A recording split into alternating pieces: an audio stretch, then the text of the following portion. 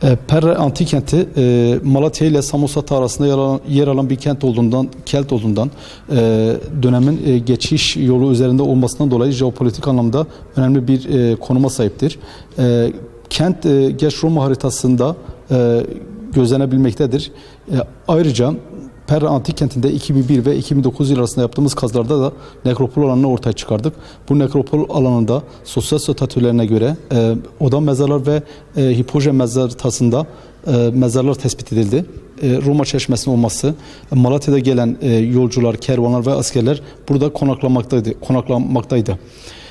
Ayrıca milattan sonra 351'de ise Samosatalı Andreas'ın Alexandra'ya yazılmış olduğu bir mektupta burada önemli psikoposlardan bahsetmektedir. Bu mektuba baktığımızda ise buranın bir Hierapolis yani kutsal şehir olduğu da göze çarpılmaktadır. Ayrıca Nikae'de yine toplanan İncil konsülüne Piskopos Yunus Perdos yönetiminde Persidas eyaletinin bir şehri olarak katılmıştır. Yine Nikea ve Kalkedon yani Kadıköy konsüllerine de katılmışlardır.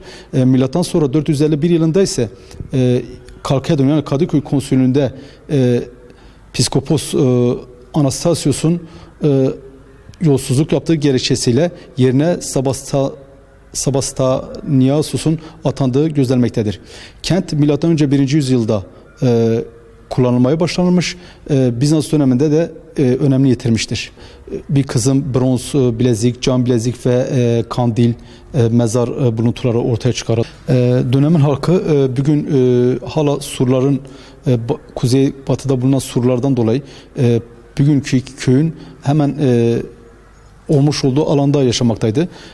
Kazı yapılan alan ise nekropol alanı yani ölülerin gömüldüğü bir alan olarak göze çarpmaktadır. Alan yaklaşık 10 kilometre Perre'den İndere'ye kadar 10 kilometre bir genişliğe, uzunluğa sahiptir.